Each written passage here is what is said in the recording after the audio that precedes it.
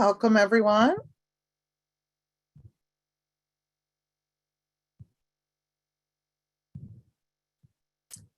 Welcome. I'm Andrea Lewis. I am Director of Programs at Maryland Humanities, and we're glad you could join us this evening. We're going to take just a moment to do some housekeeping before we start. I want to let you know that this event is being recorded for further viewing purposes, so you'll be able to view this event on the Maryland Humanities YouTube channel after the author tour is completed this week.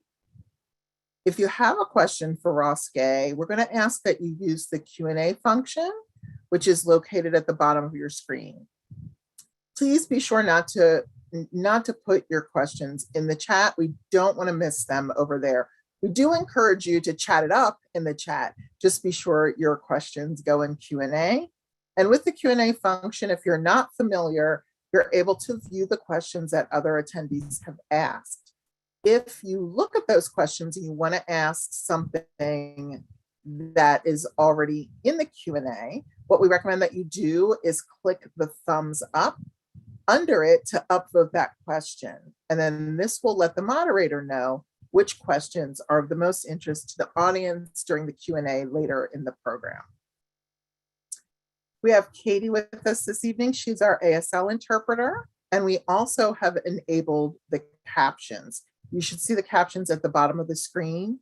If you find the captions distracting, look for the button that says CC for closed captioning, or if you've updated your Zoom app recently, you're going to want to click on the word more, and there's an option for you to turn the captions off. All right, let's get started. We're excited you could join us this evening. This event is one of more than 300 programs being held this fall as part of our One Maryland, One Book program, which we like to think of as Maryland's biggest book club. Since the beginning of One Maryland, One Book 14 years ago, the authors of our selected books have spoken at various locations across the state. That was not possible this year given the ongoing pandemic and our wish to err on the side of caution by not holding large indoor events at this time. We're proud to be able to bring the One Maryland, One Book author tour to you virtually so we can all gather to hear Ross Gay speak. The level of enthusiasm for the Book of Delights highlights our collective interest in coming together during challenging times with the hope of connecting for our own experiences and the experiences of others. High school classes, book clubs, public libraries, senior centers, correctional facilities, and more have been participating in events inspired by the book across Maryland since September and plan to join us for more discussions and events this month and into November. At Maryland Humanities, we're passionate about making the humanities part of everyday life. Programs like this one use the humanities to explore our ideas, our stories, and our values. They foster understanding among people with diverse perspectives, and they strengthen our ability to interact meaningfully. I invite you to take a moment to learn more about our 9 other programs by visiting mdhumanities.org. And if you enjoy your time with us this evening, I hope that you'll consider clicking the donate button at the top of our website homepage when you visit. We are an educational nonprofit, and it's people like you and your generosity that allows us to thrive and continue to offer over 1,000 free programs statewide annually. I want to take a brief moment to thank our co-hosts and partners, Enoch Pratt Free Library and the Ivy Bookshop. Additional support for this evening was provided by Charm, Voices of Baltimore Youth, CityLit Project, and Alliance of Baltimore. Staffs of Enoch Pratt Free Library and the Ivy Bookshop and their partners have put great effort into this evening's event. Special thanks to Tracy Diamond, Sophia Nalawi, and Hannah Fenster, who work closely with our staff. Before I turn things over to Hannah, I want to encourage you to please hop on the internet after our program and check out the work of our co-hosts and partners. The Pratt Library, CityLit, and the Ivy work together often, as well as individually, to offer some of the best literary programming in the region. Charm encourages young writers to find their voices, and the Farm Alliance and the urban farmers that are working in Baltimore do much to encourage better food access. So please do take a moment to do that as well. I'm going to turn things over to Hannah Fenster from the Ivy Bookshop now. Hannah is Special Projects Manager at the Ivy, and she will introduce our moderator and Ross. Hannah. Thank you so much, Andrea. It's been wonderful to work with Maryland Humanities. Good evening, everyone. Thank you so much for being here for this reading and conversation with Russ Gay and Lia Purpura. I'm Hannah. I'm one of the managers at the Ivy Bookshop, an independent bookstore in Baltimore, Maryland, in Mount Washington neighborhood. And this evening, I am lucky to represent several wonderful organizations, as Andrea was saying, who are at the core of the vibrant book world in Baltimore. There's no book like the Book of Delights to bring people together. And so I feel so lucky to be here, the representative not only of the Ivy, but also of our co-hosts, the Enoch Pratt Free Library, our partner CityLit, and of course the Maryland Center for the Book at Maryland Humanities, who makes this event and all of One Maryland, One Book possible. My introduction is sort of two parts. In the first portion of my introduction, I want to spend a moment invoking all of these partners in the virtual room with us. First of all, by saying that the Pratt Library has a calendar already, which you can consult for more upcoming book-related discussions and celebrations. And also, I want to mention that you can visit CityLit Project's website for their wonderful calendar of events and join them for a really cool upcoming event, which is a free CityLit studio called Writers on Craft, Creativity, and Community. It's on October 20th, and it features Leslie Petersick and Sherry Jones in a 2-hour intense session on craft as part of Free Fall Baltimore. So I'll put the links to access events at the Pratt and at CityLit in the chat after I finish my introduction, but we're lucky to live in such a wonderful city for writers and readers. I wanted to invoke that for a moment now. And finally, I want to let you all know that this event with Ross Gay falls at a particularly special moment in the Ivy's history, namely its 20-year birthday. We're 2 decades old this fall, and 1-year anniversary at its new location, which is situated on 3 acres of gorgeous gardens in Northwest Baltimore. So this event tonight is the first in a 2-part birthday celebration of the Ivy. The second part of the celebration is the Festival of Delights, which is, as you might imagine, a festival inspired by the Book of Delights, to be hosted in the Ivy's gardens this coming Sunday from 12 to 5. There will be a community planting workshop at 1 p.m. led by a farmer from the Farm Alliance of Baltimore, as well as various other activities and enjoyments, all connected to the themes of the book, which you can read more about on our web calendar. I wanted to give you a heads up that Charm, Voices of Baltimore Youth, will be at the festival, and they've been one of our ongoing collaborators. And they invite you to respond to a prompt inspired by the book, either on social media leading up to the festival or the day of. I'll put the prompt in the chat, but just to give you a sneak peek, it's going to ask you to find a simple delight that you've noticed recently. Could be a joy you found during or in spite of the pandemic, but it doesn't have to be. And they're asking you to express it however you'd like, in writing, drawing, or any other form of art you may enjoy. So we'll gather all those responses, and they have a community art project that they're going to lead, inspired by those responses. So we look forward to participating with all of you in that. And now, the long-awaited second part of my introduction, where I get to introduce our featured speakers tonight. You may know Ross Gay as the author of the Book of Delights, of course, a genre-defying book of essays, and 4 books of poetry, including his most recent, Beholding, a love song to legendary basketball player Julius Erving, known as Dr. J, who dominated courts in the 1970s and 80s as a small forward for the Philadelphia 76ers. I will also say that Beholding has one of the most moving acknowledgement sections in the history of acknowledgement sections. So read it and then read the acknowledgement section. Russ Gay is also a founding editor with Carissa Chen and Patrick Rosal of the online sports magazine, some call it Ballin. a founding board member of the Bloomington Community Orchard, a nonprofit, Free Fruit for All Food Justice and Joy Project. Gay has received fellowships from Cave Canem, the Bread Loaf Writers Conference, and the Guggenheim Foundation. He teaches at Indiana University. And if it's your first time encountering the lovely Book of Delights, which we're celebrating tonight, this is a volume of lyric essays written over one tumultuous year. It's the first nonfiction book from the award-winning poet and a record of the small joys we often overlook in our busy lives.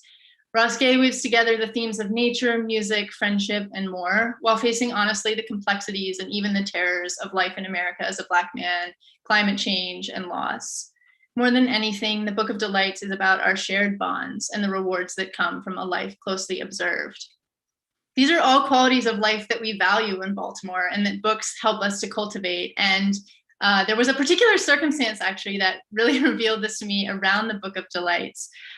There's a specific essay that comes up a lot when I talk with people about the Book of Delights, the Tomato on a Plane essay, if you've read it.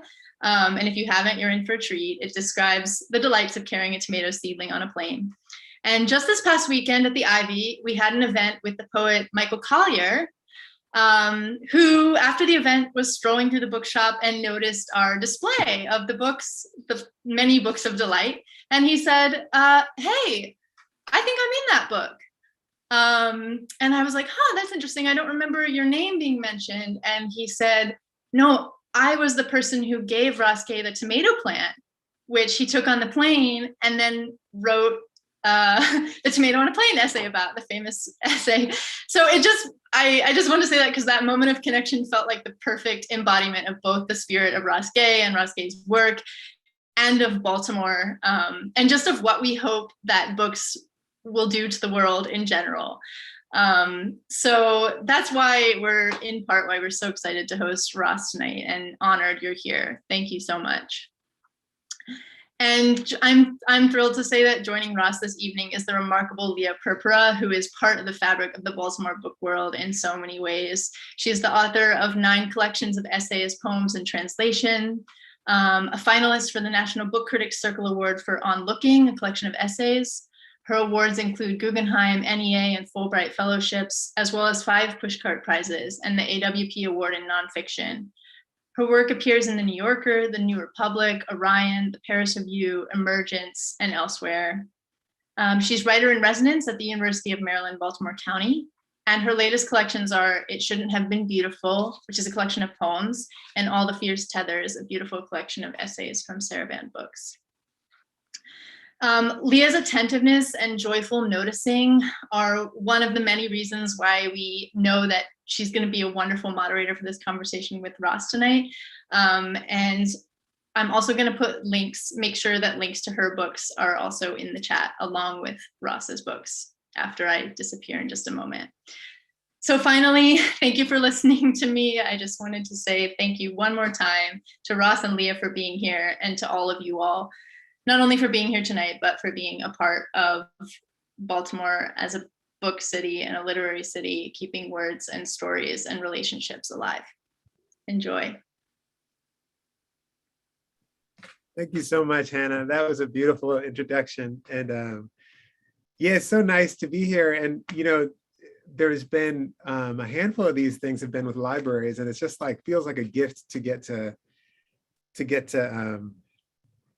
do stuff with libraries, you know, like libraries are just so, you know, if you like books, I like books, you know, libraries are just the best. So I just feel really grateful to get to do that.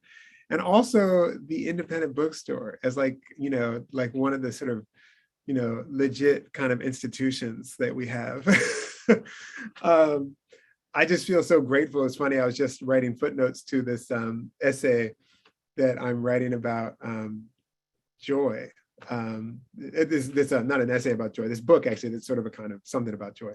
But I was just, there's a lot of footnotes, and I was writing footnotes of like the independent bookstores that I love. And I have not yet been to the Ivy Bookshop, but I think it's probably going to be like one of the independent bookstores. I know it's going to be one of the independent bookstores that I love.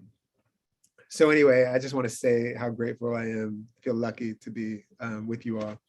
And also lucky to be with Lia, whose work I've known for a long time. And It's funny that that story about, we were just saying before we got on that the last time we saw each other, I think it was 2015 maybe, in at this writers conference called Breadloaf in Vermont, which Michael Collier for years ran. And so probably when that tomato was exchanged, Lia may have also, I think Lia was also there. I think we were all in proximity. So, which is just to say, in some kind of way, small world.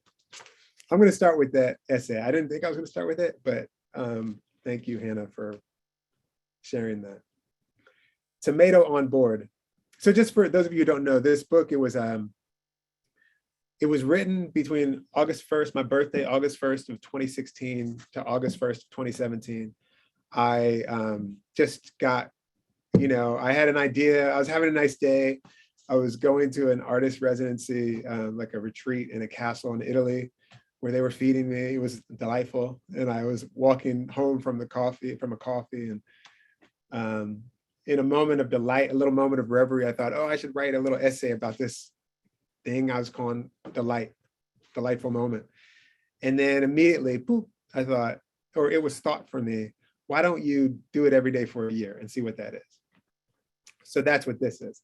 Anyway, there's 102 essays. I didn't do it every single day, but I did it like almost 300 days, I think. And this is, so the essays are just daily delights. Tomato on Board.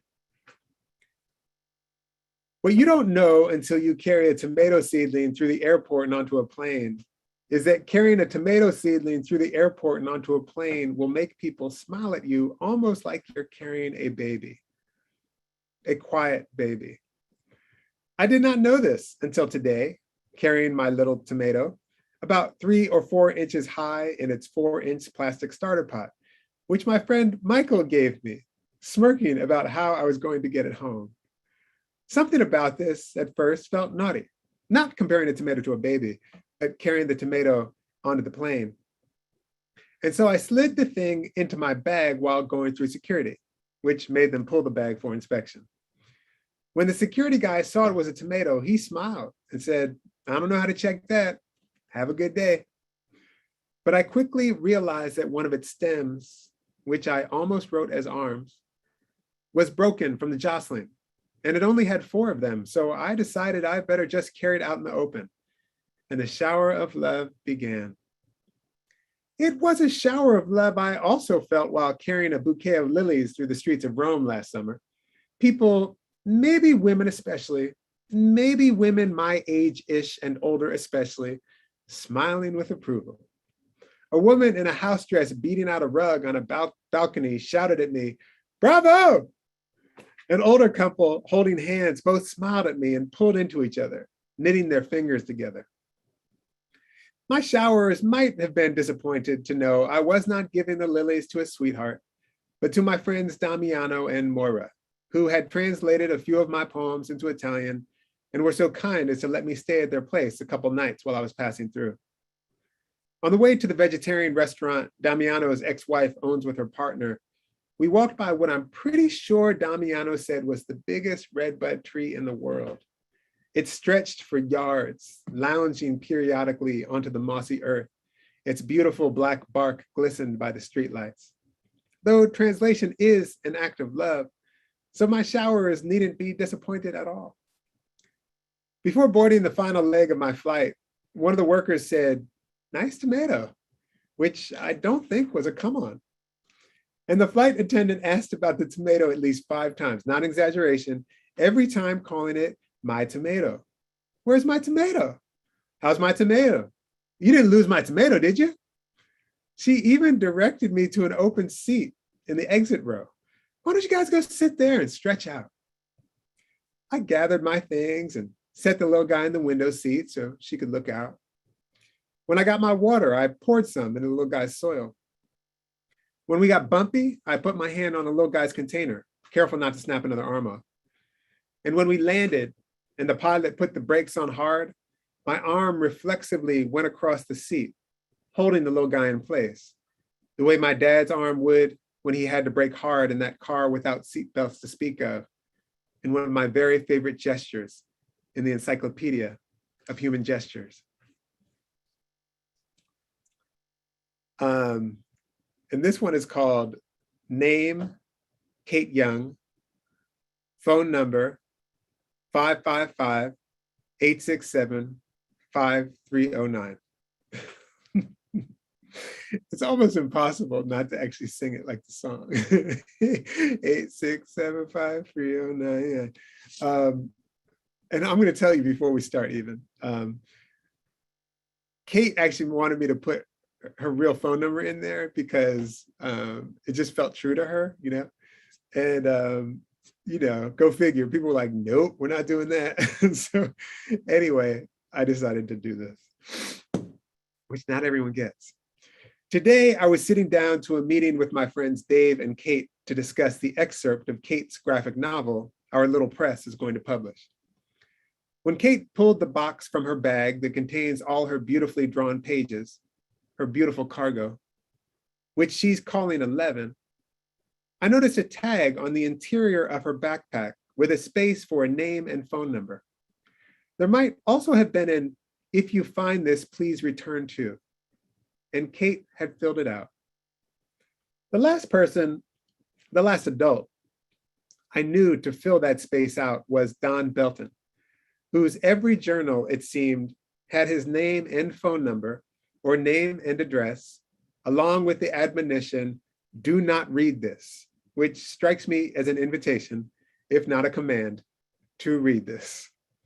Though I had known Don and so respected his wishes from this, the other side, as we boxed up those hundreds of journals and pictures and correspondences and mementos and took them to what would become his archive at the Lilly Library. There was something literary and also of another era in Don's naming and addressing, or naming and phone numbering all of his journals, which makes sense to me, for Don also sometimes seemed to be of another era. One time, when the children in his class were going on about little so-and-so coming to perform for senior week or whatever they call it here, Don said, probably with a very straight face, "When I was in college, Duke Ellington played. Do you know who that is?" Not to mention, Don was an E.M. Forster man. But Kate's naming and phone numbering her bag, which truly filled my heart with flamingos, or turned my heart into a flamingo, strikes me as a simple act of faith in the common decency, which is often rewarded, but it's called faith because not always.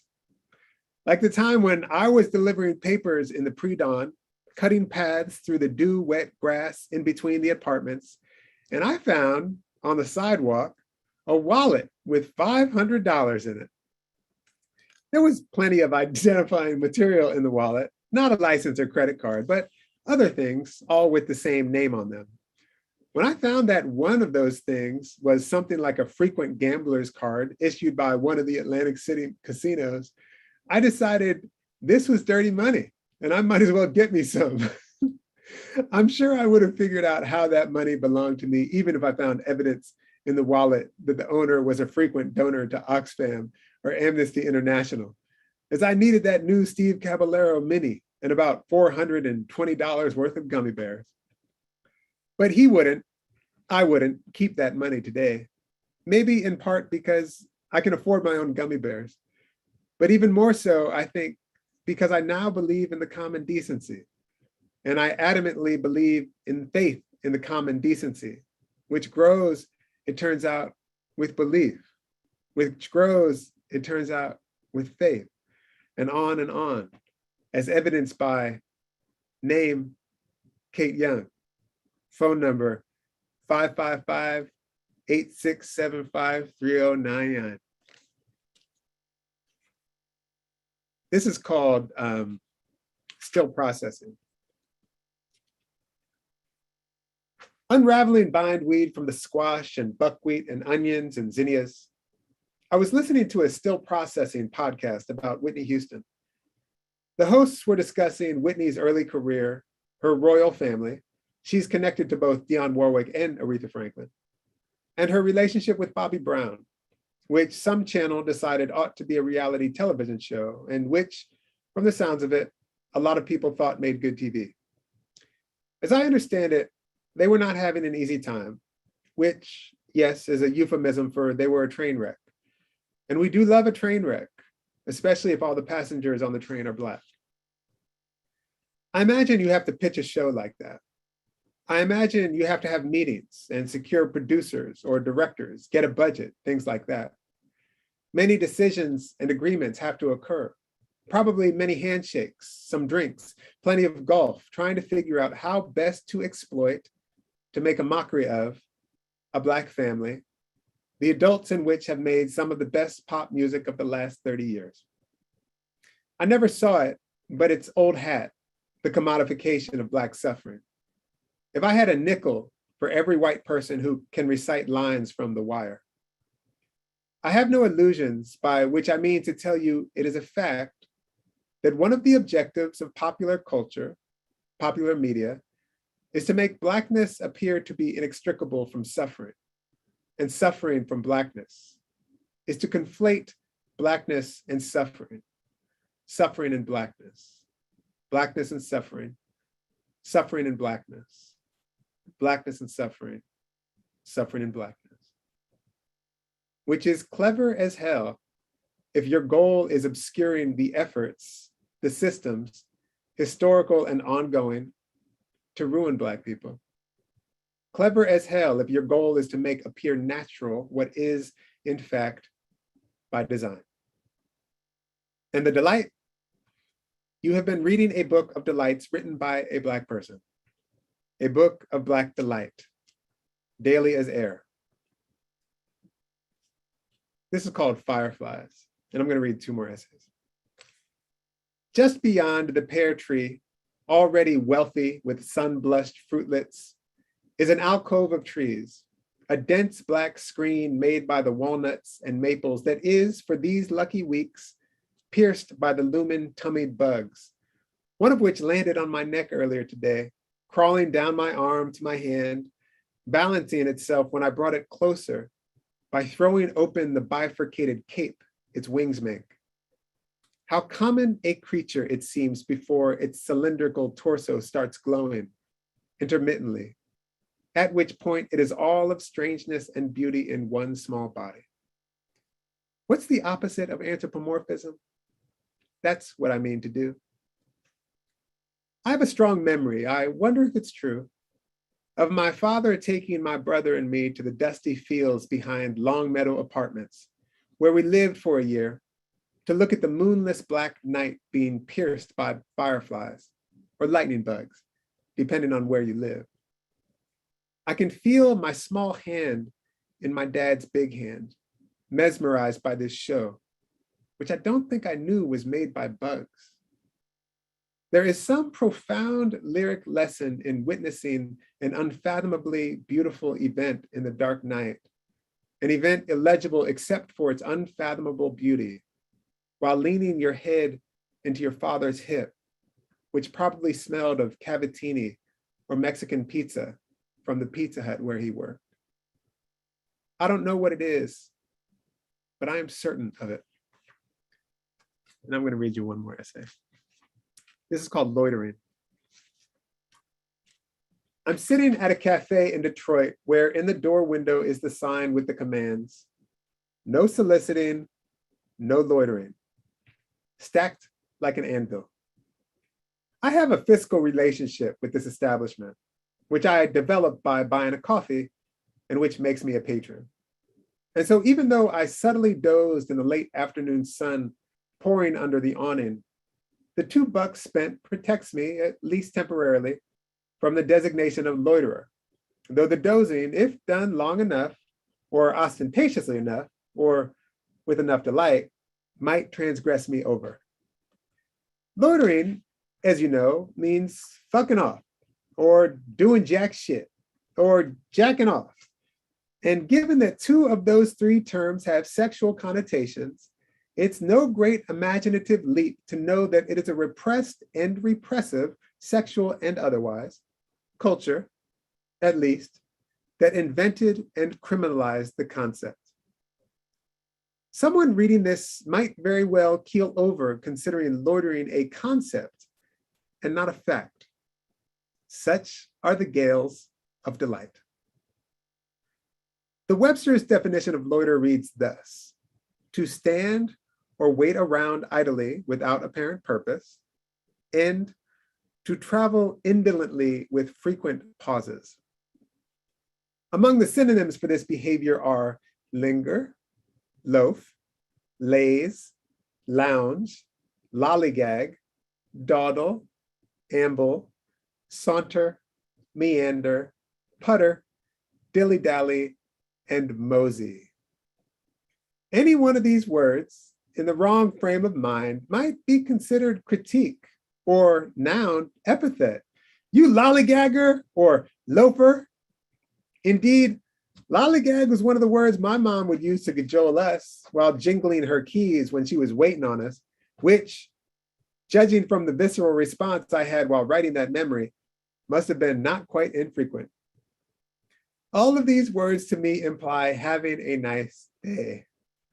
They imply having the best day. They also imply being unproductive, which leads to being, even if only temporarily, non-consumptive. And this is a crime in America, and more explicitly criminal depending upon any number of quickly apprehended visual cues. For instance, the darker your skin, the more likely you are to be loitering, though a Patagonia jacket could do some work to disrupt that perception. A Patagonia jacket, colorful pants, tree-torn sneakers with short socks, an Ivy League ball cap, and a thick book, not the Bible, and you're almost golden. Almost. There is a Venn diagram someone might design, several of them, that will make visual our constant internal negotiation towards safety. And like the best comedy, it will make us laugh hard before saying, Lord. It occurs to me that laughter and loitering are kissing cousins, as both bespeak an interruption of production and consumption. And it's probably for this reason that I have been among groups of non-white people laughing hard who have been shushed in a Qdoba in Bloomington, in a bar in Fishtown, in the Harvard Club at Harvard. The shushing perhaps reminds how threatening to the order are our bodies in non-productive, non-consumptive delight.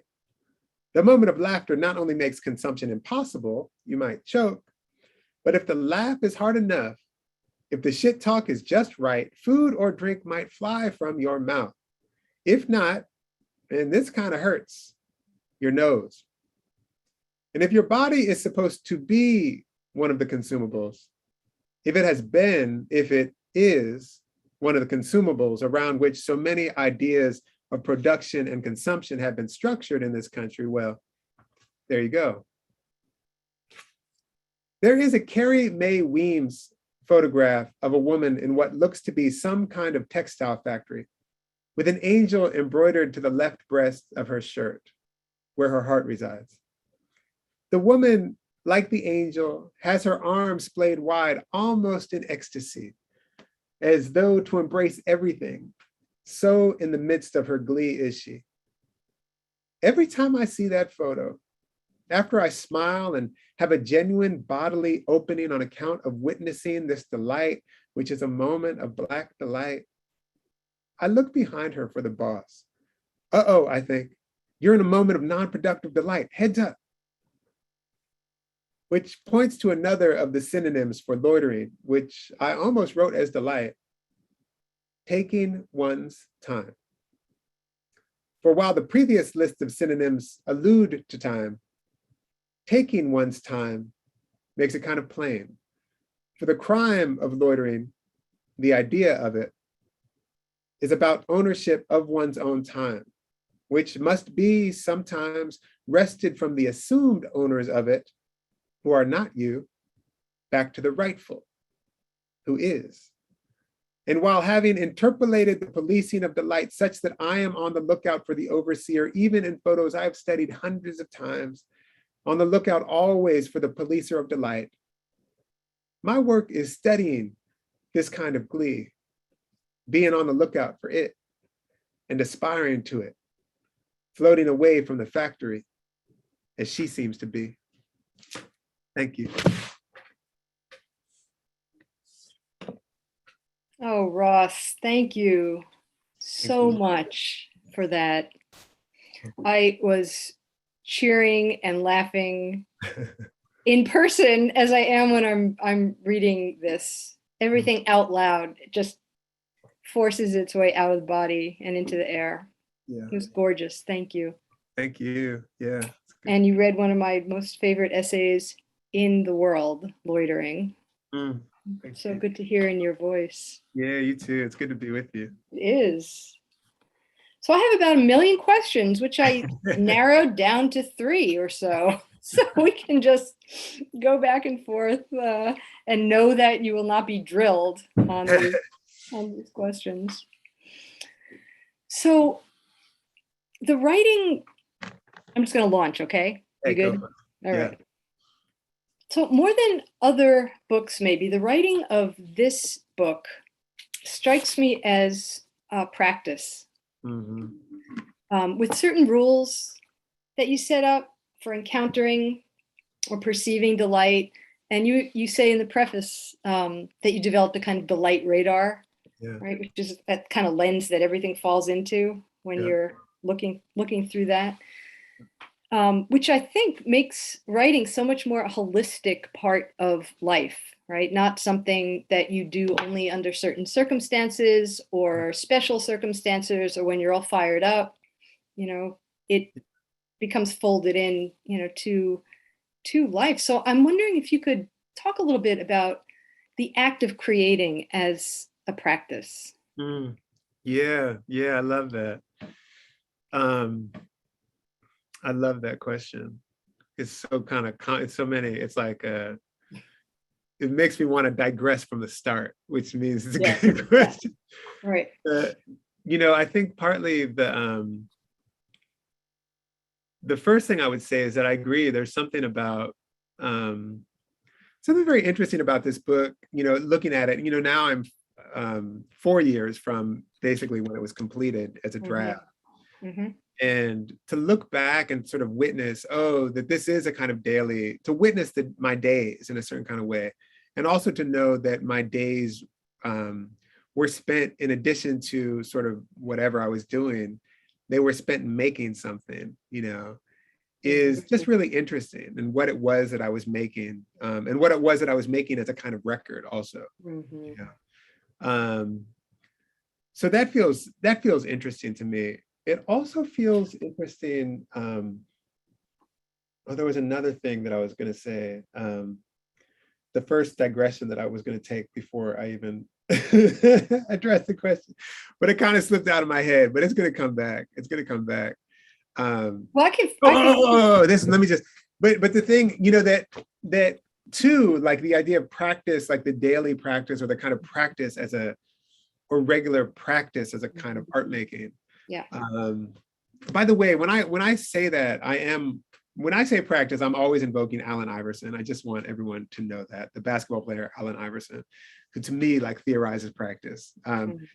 But I think there's also something that maybe, and Lia, this is the thing we could talk about a little bit. There's something about the way maybe that a kind of practice like this makes more evident, which is that everything in our lives is part of our work. Like I think there's often a way that people, and there's also, and maybe it's a kind of puritanical or a kind of, like, if you're not at work, you're not working. But I feel like it's the case if you're someone who makes art, whatever. Yeah. But it really is the case that walking to the store is part of your work, taking a nap is part of your work. And, like, I think Denise Levertov, wrote about that. And other people talk about that. But I wonder if there's a way that some kind of daily practice reminds us that, oh yeah, that's right. Everything we do is part of the practice, actually. Yeah, it's sort of the attitude of a collector as well. That drive to just, plant everything, take everything in, hold it. You have no, or maybe a hoarder. You have no real, clear reason for every, thing you're addressing, but that act of honoring, really. So, as you said, the book's been out for a couple of years now, and I wonder, do you miss writing on it? Because you set this time frame for yourself, and I know you've done lots since then, but you set yourself this time frame, a year, because you could have gone on forever just discovering the secret lives of delight and secret spaces of delight. And I guess I ask also because I generally feel pretty bereft when finishing up a book that held me and gave shape to my seeing. I'm wondering if it was hard to leave that world. Yeah, it in a certain kind of way, it definitely was. Like, it felt like even the last essay, the way that I read it, it feels like like a kind of, there's something touching about it, because it feels like, all right, you did it, now go on, like a little bird flying over. But I remember my buddy Pat, Patrick Rosal, beautiful writer and friend of mine. When I finished it, he shows up in a lot of these essays. He shows up in the last essay too. He actually kind of has the last word in the book. And he was like, what do you think you're going to do? Are you going to keep doing this? Because in a way you can imagine, a reasonable project would be to do this till you die. That would be a reasonable project, Yep. Like for your soul, but also as, because I think of projects that I love, like, or that are interesting to me and that I love, like the sort of serial project that goes on and on. And I think of, people like Anne Waldman, who just can write a thing forever, or, Nate Mackey, who's just kind of writing the thing forever. So I did feel a kind of way, but I also felt like the project was a year-long practice. So I wanted to see what that was like. But also it's 5 years now. And at some point, because I am interested in those serial projects, I'm writing another one. And I kind of am curious about the idea of, like, depending on how things go, maybe doing this every 5 years, and kind of seeing it as a kind of, in the tradition of those poets. I think of poets doing that, but I'm sure there are other forms doing it. Also, the other thing is that the practice that I was sort of in with that has so deeply informed all the other writing that I'm doing, that I feel kind of like, although I kind of stopped writing proper delights, I was what I'd learned in there was kind of just transferred into the other stuff. Yeah, you really don't ever leave it, but it sort of shifts the DNA of your perception, and that just moves into the next, sort of project. Yeah. Even when you're just bumbling toward it. Yeah. So that's right. I'm glad you mentioned Patrick Rosal. I love his work as well, and it kind of moves right into this next question I had about conversations. And so I was thinking, if an essay is going to be successfully conversational, it has to do a lot more than just sort of chat or banter. Yeah. Right. And people often use that word very lightly. Oh, it's so conversational, but there's a lot going on in a lot of listening going on when you're writing conversationally. Yeah. But one of the things I most loved about these essays was the way, as in the best back and forths, you just laid in these generous gifts of must reads and these playlists. And, halfway through, I had already collected a substantial list of essays and poems and films that I missed or was urged to revisit. So I literally have a list. Yeah. It's probably right over here. Yes, it is. Yes, it is. I need to go back to Phil Levine's Animals Are Passing. Oh, yeah. Want to. Zadie Smith's Joy, absolutely. Yeah. Not to mention Georgix, which I'm not even going to get into. But, that, in addition to all the stories that you told that made me laugh out loud, and for home listeners, you need to run to the essay An Abundance of Public Toilets. Okay, so just go do that after this reading. So along these lines, this is where I'm going with this, a whole lot of folks drop in to these essays. Not just Patrick, but friends and other friends, poet friends, neighbors, family. So I'm wondering if you feel particularly in the presence of others, maybe even specific others when writing, or do you just sort of conjure up a reader, and then get intimate with them? Yeah. That's such a great question. And or both. Or both. Yeah. I don't know if I know like a reader, but as you were talking, I was thinking that there's a thing that I've become aware of in writing that I think is interesting. It sounds like it listens, and it's the anticipation of a response. So like when you're reading something and the thing will say, like if you're reading it and you're like, wait a second, and then the essay addresses that. I know what you're thinking, or like, yeah, but he didn't tell me, and then you tell. There's something about that I've just been thinking about in terms of a conversational tone, like that. That good writing listens to its readers. Absolutely. But then there are all these people who I think of who are just so some of whom are just constantly present as I'm writing because they sort of shown me or continue to show me how to write, but also people who are just in my daily life. And there's one person who we have in common a little bit is Jerry Stern. Oh, right. And that Jerry essay that you had with him. Yeah. And Jerry is such a when I think of his essays, one, I think of, for those of you who don't know, the poet Gerald Stern, he wrote a zillion books of poems. And he also has 3 books of essays. And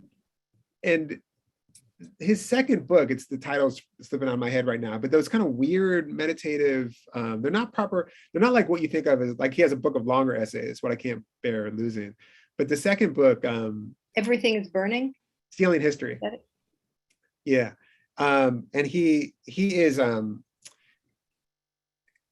roves around. It's kind of like his mind. He just, and the guy walking the dog down the street very well might show up in his poem, in his essay, in a significant way, or the person who's working on his house, or blah, blah, blah. It's like, he doesn't have a kind of goal with the essay. He has a travel. The essay is a kind of wandering. And he's a real model for me of how to do that, for sure. I just want to say that. And he's also one of the people, as a model, he's also one of the people who I'm always sort of invoking. I'm always invoking Jerry Stern. I'm always invoking, like Pat, or, the people I'm in conversation with, my partner, Stephanie, I'm just like my mother, my father. My brother is someone who, it's funny, like when I was writing these, I didn't think of my brother as someone who I was so tuned to, whose ear I was so tuned to. But I read in Harrisburg, where my brother lives, and Pennsylvania, right when the book came out, and I knew like what there are things that are funny to me that aren't, they're just kind of personal, and not everyone's going to laugh at them. There's one person who's going to laugh at every single thing that I think is funny in that kind of way. It's my brother, I'm just so tuned to my brother. His ear is part of my ear.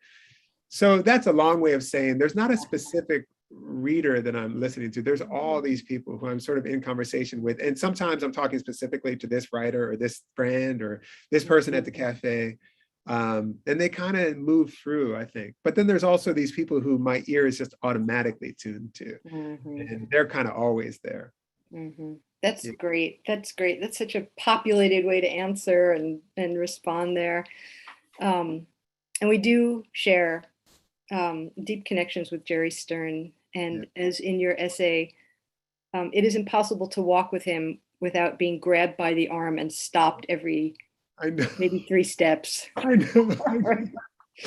I know. Jerry Stern is in his 90s now, and he's been incredibly important, an important presence and guide really for so many of us in this country.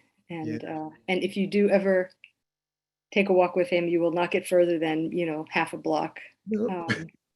Everything is momentous, and you need to stop and talk about it and listen. And, it's great. Yeah. Great way of walking. Yeah. So I have sort of 2 more things I've been thinking about here.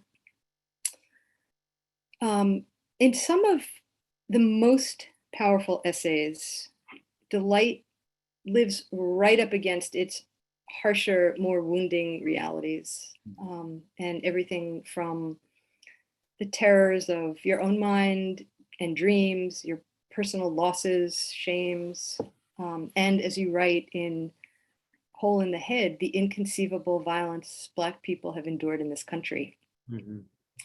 And those essays, the ones that hold the wounds and the rage, often sort of skid or veer into the space of delight that you've been sort of setting up or working into. And it's often been a surprise for me. Not the subject, but the moment of veering. And I'm wondering how that sense of surprise worked for you as you were creating these, and maybe how much a willingness to be led is, in fact, the practice itself. Yeah. Yeah, it's a great question. It's I mean, I feel like the one thing is that, the more I, the more I grow up, I guess, the more I sort of am just, I understand that delight and sorrow, are tied up with each other, and that joy, in fact, doesn't exist outside of sorrow. It's just, to me, that's joy actually emerges out of the way that we care for each other through our sorrow, but being able to sort of follow an essay maybe, or wonder or listen to what the essay wants to do I think is a good way of saying how it is that sometimes there's a kind of veering, as you say, or you kind of skid into either what it is, either it's the delight or it's the sorrow, or the heartbreak kind of right next door to the delight. There's also, though, I think sort of like foundational, like, again, like teachers, like folks who I've been studying who do this work. And again, to say Jerry, again, is someone who is fully capable and interested in it, putting those things right next to each other. And, like there's a famous poem of his called The Dancing that folks who don't know, but it's basically, it's a moment of delight, family dancing, doing the old Ukrainian dance and this and that, in front of the Philco. At the same time, this is in Pittsburgh, at the same time as the Holocaust is going on, and Jerry does that. That's sort of what he does. And there are, other people who are really important to me. And, I think of Richard Pryor, actually. Oh, God, yeah. Who is, to me, I'm writing about Richard Pryor right now a little bit, actually. And he is, to me, like just one of the, as I say in this essay I'm working on, he does a volta as well as anyone, does a turn, as well as anyone. And so often what he's doing is sort of saying, this is what you think we're talking about. This is actually what we're talking about, and so that's a kind of a long way of saying that I feel like three things maybe, that I do feel like I'm trying my best to listen to the essay, and where the essay is going to take me is going to be where it takes me. Two, part of that is guided by my understanding, I think my sort of ethical and also sort of philosophical and just experiential understanding of like it's all tied up with each other. And 3, that my thinking and actually my crafting is very much informed by these other people who can also do that, and for whom, you know, from whom beautiful work emerges in that contemplation, you know. That's a just beautiful way to be thinking about it. You know, for me, those moments of turning, and, you know, we can call them, if we're going to get all composition-y about it, you know, transitions. Yeah. But those veerings, Yeah. in the way you sort of practice them, or those skids, really, they leave me breathless. And there's an urgency there that is so profound. It's an urgency about the fullness of the subject, you know, and a kind of breathless, like, we're not going to forget this part. Yeah. We're not going anywhere until we do this part. Yeah. You know, so. And I wonder too, like, if the I'm thinking of the Loitering essay, you know, and that right next to each other is the person in the photograph just opening her arms wide with Khaleesi. And it's right next to the thing of, like, you know, the kind of danger of glee, in a way, a kind of danger of non-productive, non-consumptive life. And yeah, you know, it's a good question. I'm going to think more about it, because it makes me think there is something, like you said, like the urgency of, like, we're not going to get out of this until we go through this part. Yeah, I love that question. Yeah, well, and it's something I value so much about almost every essay in here. So. Yeah, thank you. Thank you. So I think I have been directed to check the Q&A box here. So I'm going to do that. And here is someone asking for my English class. So this is sort of like maybe 50 questions altogether. Any chance your kin kindness essayette was at all inspired by the character Hamlet's opening line in the play, a little more than kin and less than kind?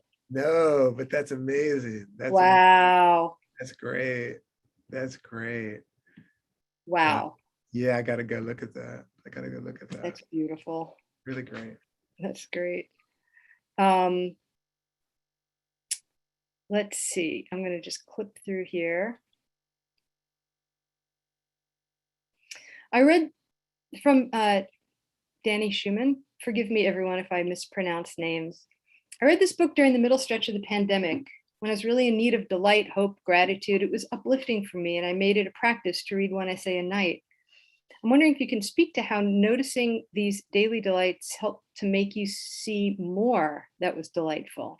And do you think that writing in a gratitude journal or otherwise noticing these kinds of joys and delights in daily life can help us through these difficult times? Yeah, I mean, I think it's definitely the practice of acknowledging what you love is you know, I don't know, like anyone beside myself, I've heard other people talk about this, but the practice of acknowledging what it is that delights you, what it is that you find beautiful, what it is that you love. To me, it feels like it does a number of things. One of those things is that it sort of, it just fills the space, you know, it fills the space. And presumably we're going to fill the space. And the practice of filling the space with what it is that sustains you and nourishes you and cares about you and that you love feels really, it seems in a way obvious, though not automatically intuitive.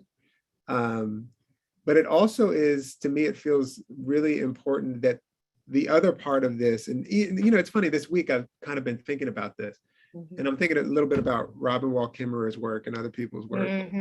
But the way that, you know, in a way, gratitude gets expressed when the gift we receive is given away, you know, like it's a way, like that's the kind of boom, gratitude, you know, gratitude has happened. And there is something about both witnessing, noting what it is that you love, or what it is that you're grateful for, or what it is, and then which this book kind of does for me, the gratitude then is expressed by being like, and yo, I want you to know about this. Mm. You know, because it, so much of what is sorrowful, I think, for me, I'll say, is the kind of constant ambush of alienation and alienating sort of factors of these lives. Mm-hmm. And to have a practice of being, kind of trying to witness what it is that you delight, not only for yourself, but also to be like, and I want to share it. Is, to me, it feels kind of radical, and it feels like radical in the way that sharing is radical, and radical in the way that sharing what you love is radical, so I'll say that. Just beautiful. You've made, delight and sharing into acts of resistance. Yeah. Absolutely. Yeah. In so many ways. Yeah. And let me clip through here. From Elizabeth Colvin, is essay 39 Repent or Burn about the gay rights movement? I, as a queer person, really relate to it. Oh, no, not explicitly. But that was,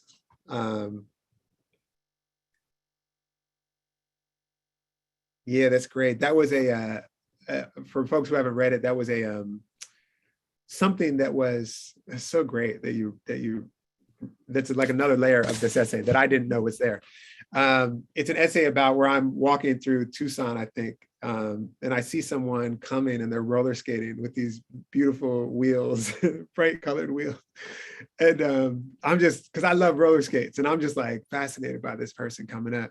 And I notice while I'm admiring this beautiful roller skater, that I'm standing in, like, the words repent or burn are in the written into the cement there. And so my idea is that by witnessing this person going by on roller skates, the witness itself is a kind of erosion of the brutality by which something like repent or burn would actually be, thought, believed, enacted.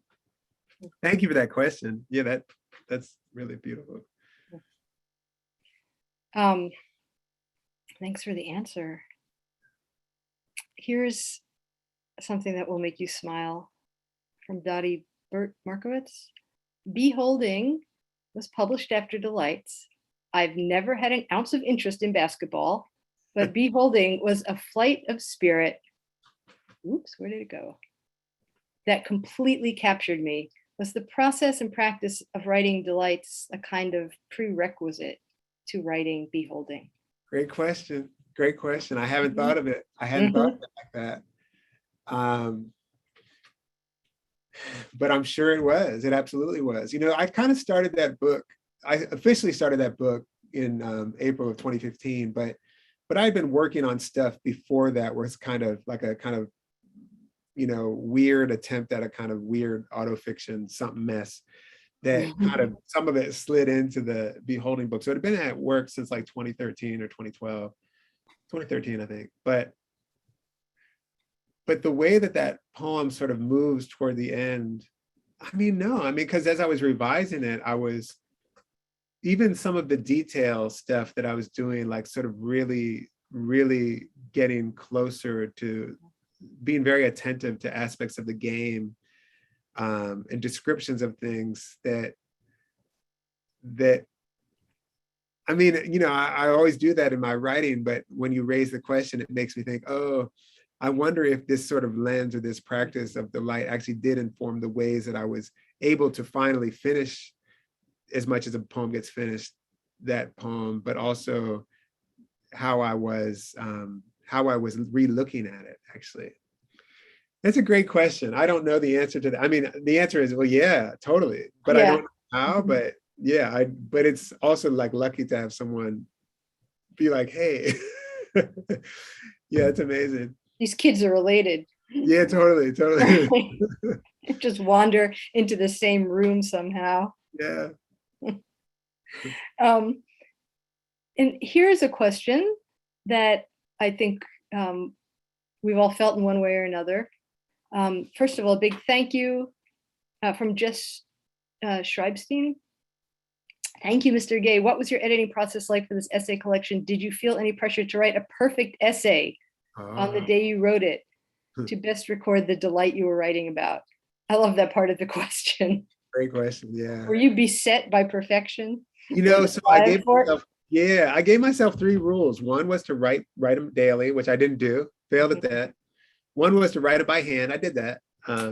And one was to write them quickly in 30 minutes. And part of the 30 minutes thing was to get rid of perfection. Yeah. Because I don't know how you feel about it, Lia, but like I'm a slow writer as a poet. I'm a kind of methodical and like very slow, but usually slow, line by line kind of thing.